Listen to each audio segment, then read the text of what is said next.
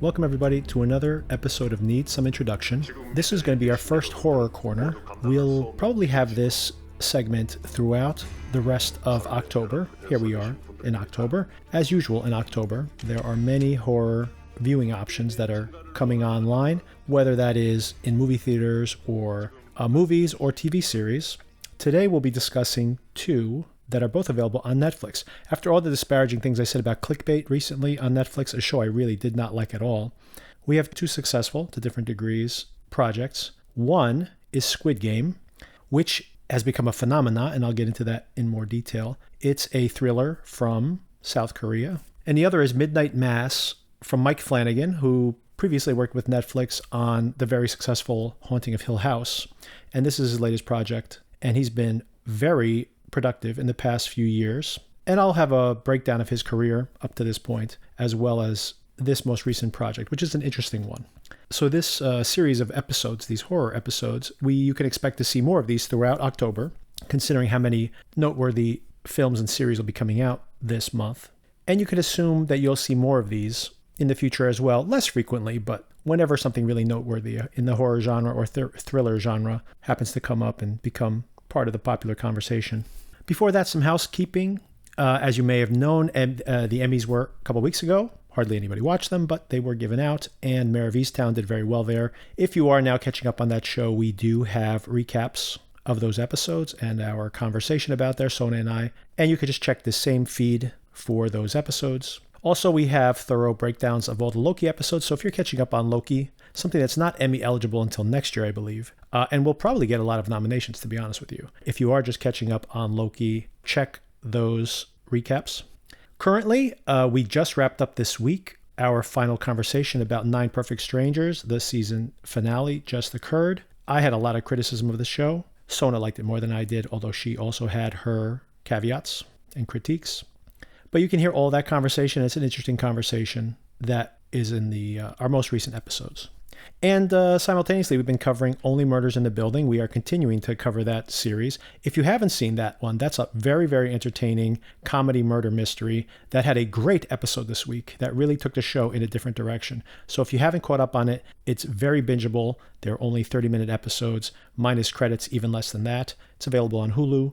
Very entertaining and an excellent episode this week that really puts the show in a place where I honestly don't know where it will go from here. And that's a good thing. I like to be surprised. Also, Evil, a series on Paramount Plus that we've been covering on and off throughout our season here, is wrapping up within the next couple of weeks. And we'll probably here in this Horror Corner wrap up the second half of that series. So if you have been waiting for more recaps there, we probably don't have enough space to do all those recaps, but we'll probably do a back half of the season review catch-up that we'll have here in this horror episode, or in this series of horror episodes. So look for that later this month. If you have any horror topics, any movies you've seen recently, maybe some indie horror that you really want to recommend and shout out, please let us know. Send us an email at needsomeintroduction@gmail.com. I'd love to hear from you. And also, if you are a horror fan, or even if you are a horror fan and you know somebody else in your friend and family circle that likes horror movies and thrillers as well, please recommend our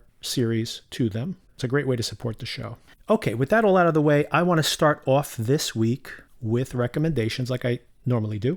And what I want to start with is very exciting news for me that a movie called Memories of Murder from 2003 is now available on Hulu. This is, I believe, the second film that Bong Joon-ho directed. Sorry about the pronunciation. For those who are not familiar with that director, he's the director of Parasite, and he's made some English language films as well. He made like Snowpiercer, for example, which is now a series as well. But he has become a hugely successful South Korean director, most prominently with Parasite, which made nearly $300 million and won Best Picture in the United States for a foreign language film, extremely rare. But once again, Memories of Murder, all the way back in 2003. This is a film that has been very hard to find for a very long time, and I'm so happy that this is now easily available to viewers. This movie is based on a true serial killer case in South Korea, and it's just great across the board. First of all, this is Zodiac, before the movie Zodiac, David Fincher's Zodiac, in that it is a movie about these police officers that become obsessed with solving this crime. And almost all the facts in it, unlike a lot of these films, almost all the facts in it are true. So it makes it very interesting to explore, like a lot of South Korean genre films, by the way, and we'll discuss it when we talk about Squid Game in this episode. South Korean titles have this very interesting ability of shifting tone from the horrific to the hilarious, like comedy and horror abutting each other. And it's something that's very hard to pull off. Tarantino, as far as U.S. filmmakers, is someone who occasionally can pull this off, but it is pretty much de rigueur for South Korean genre films. So, and you do see some of this here, although the second half of this movie, Memories of Murder, that is, becomes very serious and very dark. And I'll just highly recommend this. If everything that I recommend here today, and I will be recommending everything today that we'll discuss, I give a thumbs up to. But this is my highest thumbs up. This was literally on my decade list of my favorite films of the decade. It is so powerful and so surprising. The last scene of this film haunts me to this very day. So I think it's a very, very unique and interesting film, and really showed, even early in his career, just what a great career that Bong Joon-ho was going to have. Speaking of haunting final scenes, another South Korean thriller, question mark, is this a drama? Is this a thriller? Very hard to decide. And it's really up to you. I'd love to hear back from you if you've seen this movie or do choose to watch it. It's a movie called Burning from 2018. Has a great cast, really great performances across the board, especially from Steven Yeun, who's had an incredible career after leaving The Walking Dead, up to him getting an Academy Award nomination last year for Minari. So he's had a really interesting career post, fame from The Walking Dead. But he gives a really riveting performance in this movie, Burning, which is a very, very slow burn, ironic enough that it's called Burning. So it's very slow going. If you're not a patient viewer, I don't know if I would recommend this to you. But if you are patient, I, for myself, was mesmerized by it. I know a lot of people call it slow. I found that even the slowest parts were really like lulling me into a sense of mystery and psychological complexity. So I'm really looking carefully to see if there's something that I'm missing. And it really pays off. The last moments of this film, it's like a mousetrap snapping on you as a viewer. And it really is very ambiguous. You can discuss the ending of this film for a very long time about as to what you're actually seeing there at the end. And it's a great conversation piece. If you have the patience for it, once again, that's Burning from 2018. Another really fascinating South Korean thriller. So once again, those are my recommendations on Hulu. You can watch Memories of Murder. Burning, I believe, is still on Netflix. So track it down. If it's not there, I'm sure it's somewhere streaming. So check that one out. And of course, also from Bong Joon-ho, the director of Memories of Murder, Parasite, if you haven't seen it yet, easily available on Hulu, available on Canopy, available a lot of places for streaming. If you still haven't caught up on Parasite, really just a great, entertaining movie, which is horror adjacent. There are moments in that film, although it's a drama and sometimes a comedy, that goes straight into horror. So a really fascinating film as well. So if you haven't seen that one yet, please do catch up with that. All right, with recommendations out of the way, let's talk about Squid Game. Squid Game just popped up on Netflix just about a week ago, maybe a little over a week at this point, and has really exploded in popularity on that site. As a matter of fact, there was an announcement from Netflix about the fact that this was not only their series that was getting the fastest viewership in history, they were pretty sure that within a month or so, this would be their most successful season of a show ever, which is saying quite a lot. And as a matter of fact, just out of your curiosity, if you're interested, they did announce their top 10 most popular seasons of TV, which I found pretty interesting. So I'm going to include it right here. At number 1, they have Bridgerton, which is coming back for another season, by the way, with 625 million hours of viewership. 625 million hours. Number 2 was the 4th season of Money Heist. Number 3 was the most recent season of Stranger Things. Number 4 was the first season of Witcher. Number 5 and number 6 are the second and first season of 13 Reasons Why. Number 7 was the second season of You. You is coming back for a 3rd season, by the way, this month. The second season of Stranger Things is at number 8. Money Heist's 3rd season is at number 9. And number 10 is Ginny and Georgia with 381 million hours. Now, I include that just because it's curious that, we don't really ever get accurate Netflix ratings information. So it's interesting whenever they do disclose anything that they have been, or any kind of data about their viewership. But I also included here to mention the fact that how, when you think about those massive numbers, 600, 700 million hours almost of some of those shows, that this show, Squid Game, may eclipse all of those shows within a month or so, which is pretty shocking statistic. So the show itself. Honestly, when this came up on my recommendations on Netflix, I kind of wasn't interested in watching it, even though I know it was getting some kind of attention. There was some buzz around it. And primarily was because I felt like I knew the show I was going to watch. There's been shows like Cube, or movies, I should say, like Cube, Circle, Would You Rather, even like Escape Room and Saw, that have elements of this, right? So I kind of felt like, okay, I kind of know what it is. It's these adults, they're playing, games for money, and, there'll be some social commentary, etc., which all those things are absolutely true. But what I will say is that this show is like a cut above, and it is so well executed that every single episode basically surprises you with the direction that the show goes in a really excellent way. And each one of these plot contrivances are actually thematically interesting. So I'll go into a little bit why I like horror so much. I don't like horror movie for jump scares. Some people like jump scares. I'm not a fan, and they rarely work on me anyway. And I'm not there for the gore, although I don't mind gore at all. I've watched so many horror movies that I'm pretty desensitized to gory content. But it's not something, I know some people like the gore, they like the extremity. What I like about horror movies, and genre movies in general, I would say, is that since you're comfortable with the rules of the genre, you don't have to spend a lot of time setting up the world, because you kind of can take shortcuts. And what that allows you to do is to quickly go into exploring big topics through a side door, let's say, that takes things out of the real world, right? So it allows you, for example, to watch The Dark Knight, not a horror movie, but a genre movie, and to discuss the limits of control and what we do when we see like a terroristic threat. Is the fix worse than the problem, depending on the extremes we go to.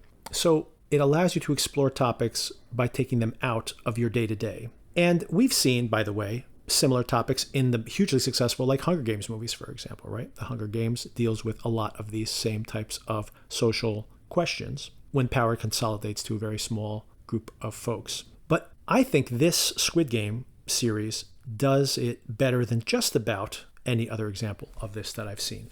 There seems to be a real concern, by the way, and I don't know enough about the current situation in South Korea to understand exactly the true social dynamics there currently. But for sure, in their popular entertainment, TV series like this one, Squid Game, as well as movies like Parasite, which I discussed briefly before, and Burning as well, possibly, are all films that discuss the extremes that people will go to achieve some kind of monetary success. So it's a critique of capitalism, but it's also a critique of the callousness of the South Korean people as they've kind of achieved this economic boon in the past decades. They've had huge growth in South Korea. It's gone from being a very, very poor country back in the 70s to being one of the largest economies in the world.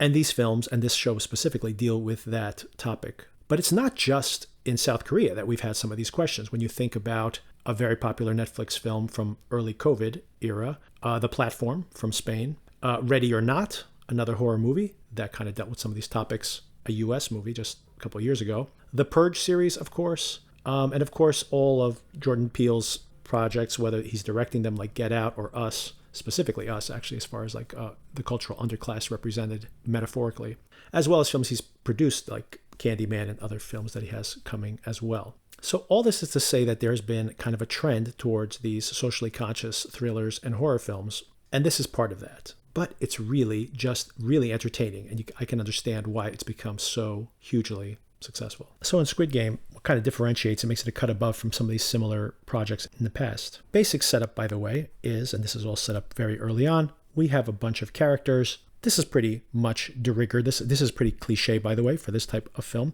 We're primarily introduced to our main character, Jung Jae Lee. Sorry about once again for the pronunciation.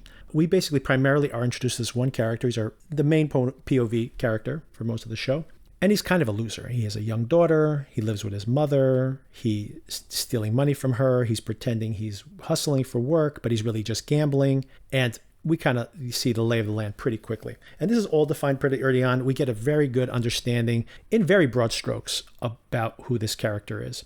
And then once we have that set up, at about halfway through to 3/4 of the way through the first episode, what's happened is that he kind of gets invited into this game situation where you can play games of chance and you can earn money for winning those games.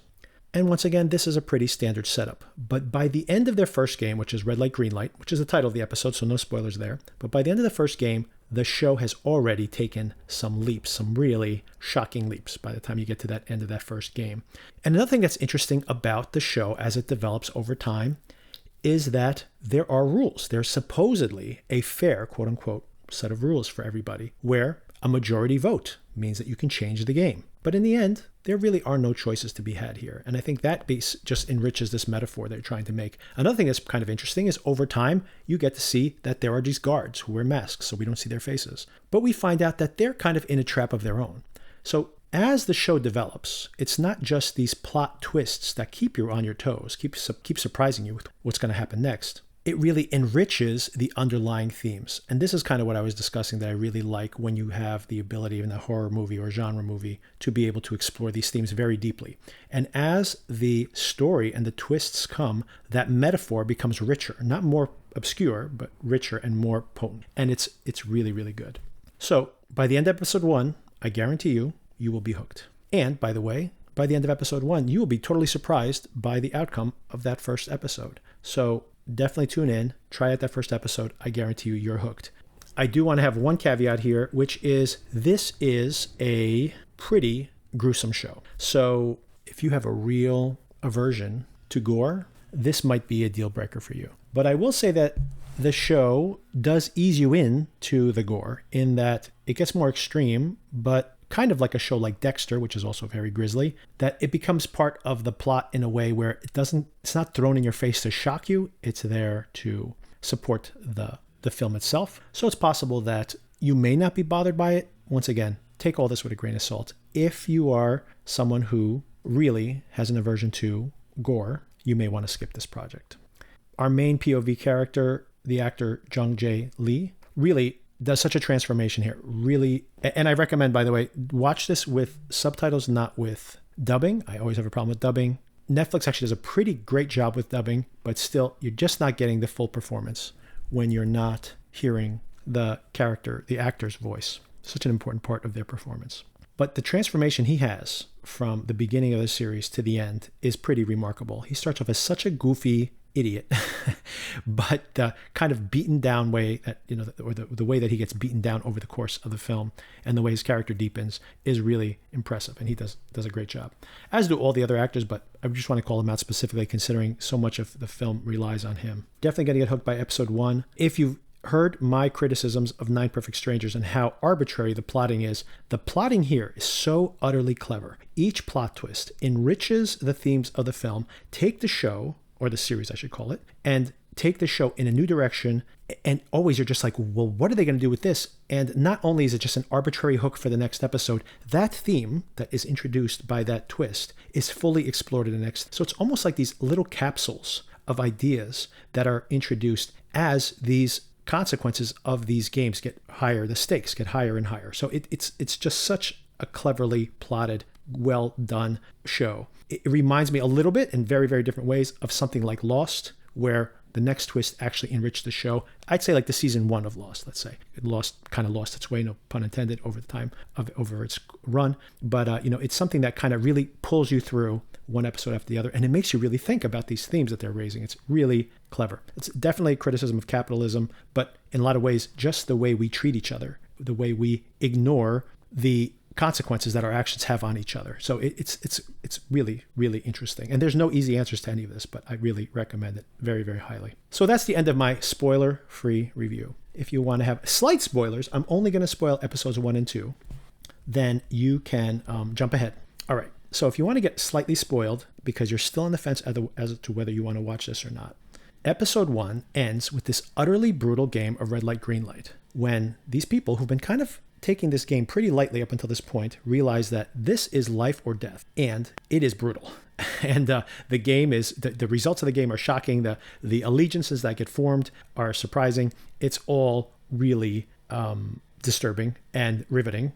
But then at the very end of episode 1, here's where we go into minor spoilers, they actually say, wait a second, one of the rules is that we can get a majority vote and we can exit the game. So they take a vote. And guess what? Of the survivors, a lot of people die, by the way, of the survivors of that first game, people decide to opt out. Now, there's a lot of money at stake. So supposedly that's the fairness. You have a democratic vote. So that's the fairness factor, right? This is your own vote. There's nothing unfair about this. But of course, they've already put them in a situation where they've already lost so much. Do they now want to surrender what they've already given up for no reward, potentially, right? And that's the reason that they have this vote. And the vote goes to exit the game. So they free them. There's no strings attached. They all go back home. Now, I just look at the IMDb as a kind of a reference point for me. I look at how people are reviewing individual episodes. The second episode, which is the one I'm going to discuss right now, is the one that has the worst ratings. And I think the reason that viewers give this one the worst ratings is because there's no game in the second episode. There's no games. I want to see more games, right? I couldn't disagree more. The second episode is the absolute best episode of this show because what they do is they go back home and they go back to their lives, these miserable lives. They were so desperate that they actually accepted this in the first place, this invitation to go play this game. And they return to those lives. And they realize that back in the real world, they are now losers again. And it's as if, once again, there's supposedly this free will that you can vote, you can exit the game, but they can't. They go back. Almost all of them go back for another round. And it's just so fascinating seeing these characters in their day-to-day lives, seeing all these different miserable traps they put themselves into, because in every case, it's because they've been tracked down because they're in too much debt, basically. So whether they're millionaires who have overextended or whether they're broke and they have bookies coming after them, in either case, you have people who simply have run out of credit. You see them back in their lives at all these different strata in society, but they're all have nothing to look forward to anymore. And they all opt to go back into the game. And it's fascinating. It's really, really great. And then that's it. I'm not going to spoil anything beyond that. Just episode 1 and 2. But I hope that, if you were on the fence, I hope that gets you over the line. It's excellent. And please check it out. And let me know what you think. Drop me an email. All right, next topic. Once again, we're still on Netflix. Netflix has put out a lot of really bad horror this summer. I'm looking at you, Fear Street movies. Oh, and I'm looking at you, brand new cherry flavor on Netflix. So boy, I tried to watch Netflix horror this summer and didn't like any of it. So I was kind of expecting more bad news. But here we are back again with Netflix. And the next series I'm going to be talking about is Midnight Mass, Mike Flanagan's newest. We tend to dislike mysteries. We feel uncomfortable not knowing.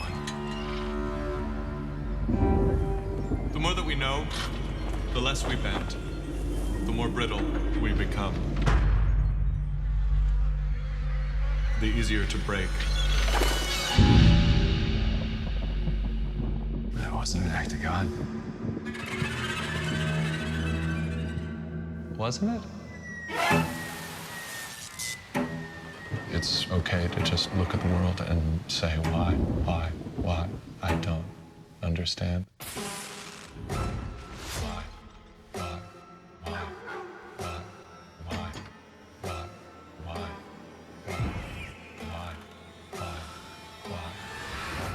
So Mike Flanagan began making movies about 10 years ago. He came to California to become a director, and actually his original intent was to turn 1408, a Stephen King short story, into a feature film, and the rights were not available at the time. So he basically took the premise of that haunted hotel room. By the way, that probably sounds familiar to you. It was a very popular film with John Cusack and Sam Jackson just a few years back, maybe 10 years ago or so, and a very popular film. And that haunted hotel premise that he was hoping to adapt, he basically modified it slightly, turned it into a haunted mirror, and turned that into a short film called Oculus, which got a lot of attention for him. That short film, which I've never seen, although I've seen most of his other films, did get enough attention where he got funding for a very low budget movie called Absentia, which I did see even then before I knew who Mike Flanagan was. And basically I had watched it because I'd heard it was a very proficient low budget movie. And it really is. It's actually available for free on Tubi TV if you want to catch up with it. It is very cheap, made for tens of thousands of dollars. But if you are an aspiring filmmaker, I really like what you can do on such a small budget. And I like that he has good performances from his cast, which are not that seasoned, and yet give good performances. And I also like the idea that he's playing with this concept of what are we watching? Is this real? Is this someone having a psychological break of some kind? And it has this tension throughout. So an interesting little film. And the success of that film got him enough attention where he actually got some funding, a few $1 million, to make his next movie, which was a big screen adaptation of his short film, Oculus. And with that money, he actually got a actual cast. He has Karen Gillan. This is before she became Nebula in the Guardians of the Galaxy movies, and also very famous from the Jumanji films as well, and Doctor Who also. And other well-known folks here too. Katie Sackhoff from Battlestar Galactica, and Kate Siegel, for the first time having a relatively small part. Kate Siegel would eventually marry Mike Flanagan and has appeared in most of his films since this point. And Oculus was a pretty decent-sized hit. And that got him an even bigger budget movie, Before I Wake, which had problems in its release because the studio that produced it basically went bankrupt. But it's actually a pretty good film if you can track it down. I think it's available on one of those streaming services. Definitely out there somewhere. Also with very good performances, you have Kate Bosworth, Thomas Jane, and Jacob Tremblay in the main roles. And it's basically a family that adopts a child who has psychic abilities and can project nightmarish visions into the people around them. And this, I thought, visually very well done. I think the execution of the hallucinations is very well done.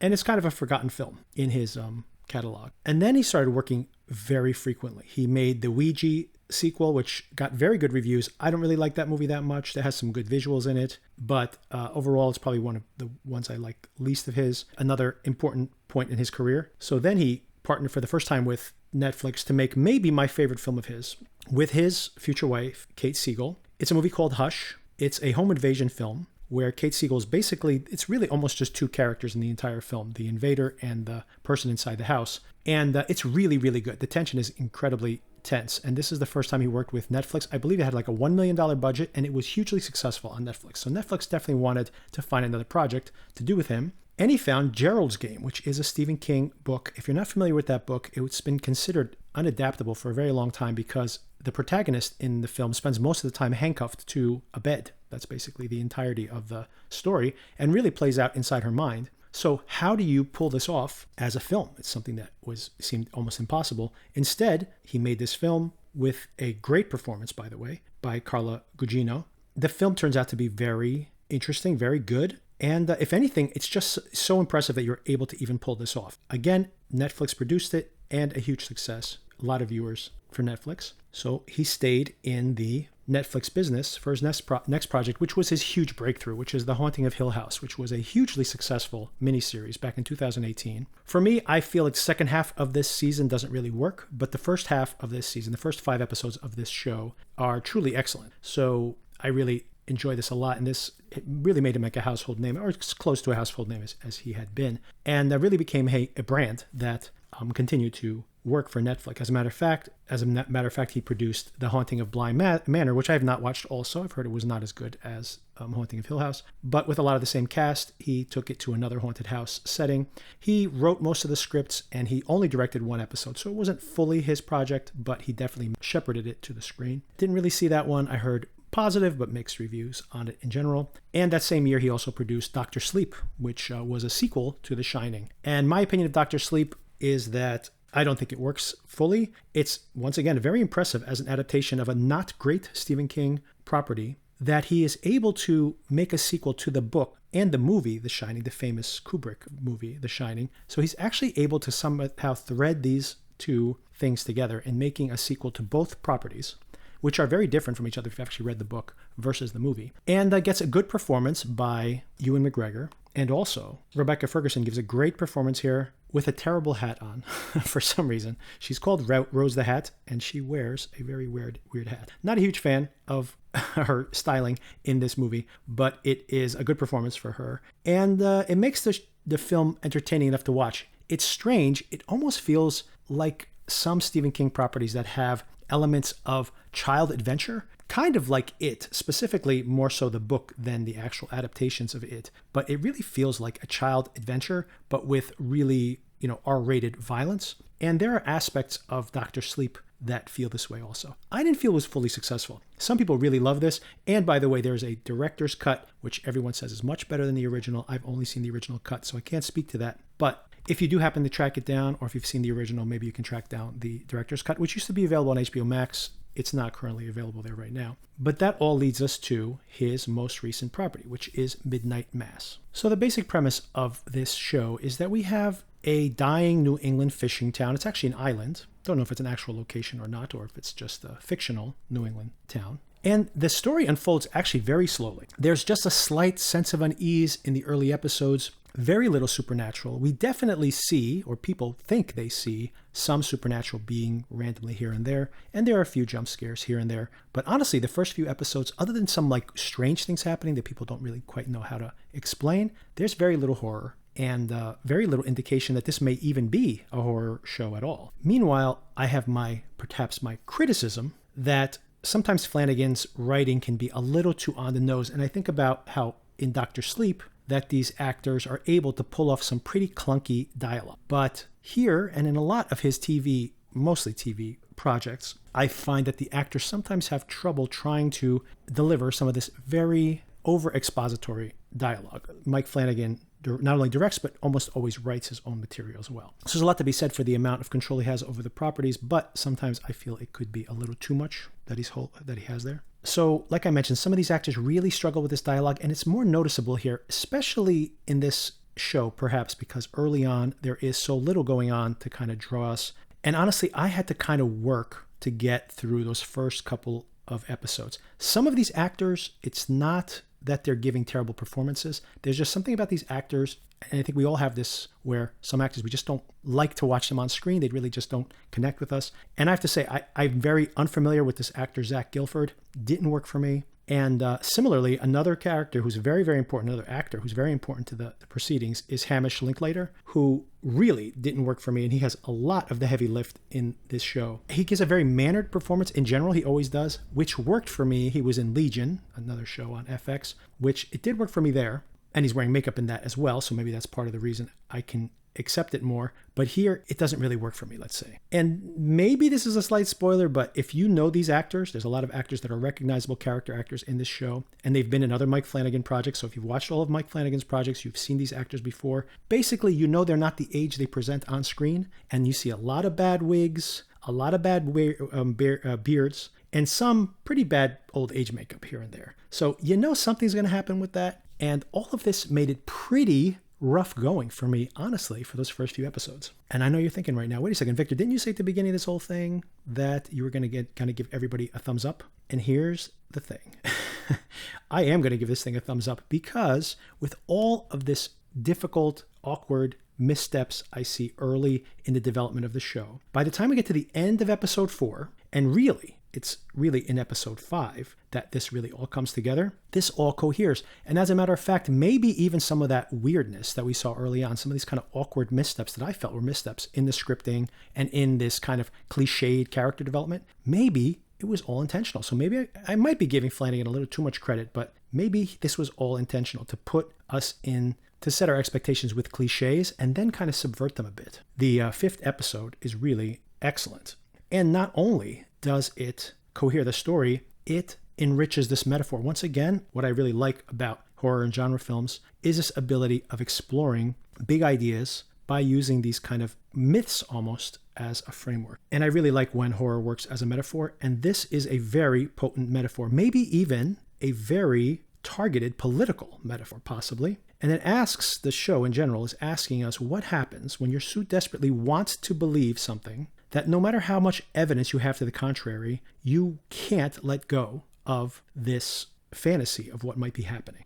And I think that's actually a very relevant question in this day and age. We live in a world where, people will bend over backwards to believe something that is a convenient fantasy rather than the incontrovertible reality around them. And especially when there is kind of a feedback loop around the culture around you to kind of feed you more of the same. It makes it easier to believe something that may not necessarily be true. So is it enough to say, well, episode 5 and 6 are so good that you need to watch this thing because you really got to hang in there? I usually hate those type of reviews. You just got to hang in there long enough before it's good. I would say yes, because those episodes are so good and because they make some of the groundwork that was from earlier actually pay off. So what I would say is I think it's worth it. Mileage may vary for you, but it does raise some very interesting questions. And I think if you really explore those ideas, it's dealing with them on a pretty powerful level. Last thing I'll mention is that Kate Siegel, everything she does in the last episode, her actions as well as her performance in general, are all very interesting, all very good. I really liked her in that last episode. She really steals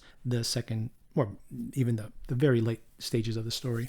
She does a really great job. And here's my final notes here. So the first one is, and you'll have to see the show to know what I'm talking about because I don't want to give this away. The series really feels like a folk horror. It's kind of like, there's this religious community. They're in the middle of nowhere. It really feels like these kind of like The Wicker Man or Midsommar, something like that, like a cult type folk horror. Strangers in a strange land and what is up with these folks. That's kind of the genre it plays with initially. And then it becomes a completely different genre of film, or series, I should say, that I do not want to give away because it would be a spoiler. And then it merges these two things together in interesting ways, I believe. But my last 2 points here before I exit is, one, if these people on this island watched a lot more horror movies, none of this would have happened. I'm really surprised that, why is nobody stating the obvious? But maybe that's the point of the show as well. But you'll see when you watch the show what I'm talking. And the second note I have, and I'd love to hear feedback from people. My read of this show is downright blasphemous. I mean, I think that this is potentially a very, very blasphemous piece of work. So if you agree with me, let me know and reach out to me. Send me an email, needsomeintroduction@gmail.com. I'd love to hear your feedback. All right, so that wraps things up. Once again, of the two, Squid Game is the better project, but this is also very interesting and I think definitely worthwhile. And I do look forward to what Mike Flanagan does next. You may have to hang in there a little bit, but I do think it's doing pretty well. As a matter of fact, if you look at Netflix right now, number 1 is Squid Game, number 2 is Midnight Mass. So I do think it's finding an audience. So maybe people are more patient viewers than I am. And you may just be hooked right in. But for me, it took a little while, but it did pay off. So hang in there if you're a little frustrated early on. Next week, we're going to be talking about Candyman, which I just saw recently. And I'm not sure what we're going to pair it with. Potentially, I've also just watched Lovecraft Country. I might pair it up with that because they're both produced by Jordan Peele, so there could be a little synergy in that conversation. But there's also a new Megan Fox horror movie that's supposed to be very good, and that's possibly something I watched this weekend, and maybe that'll be the topic for next week. But maybe all three, if there's enough time to discuss all three. Anyway, I hope you enjoyed those. Recommend this to anybody who likes horrors, thrillers. If any of this sounded interesting to you, please watch the films and then give me some feedback. And I'd love to hear from you. All right. Talk to you soon.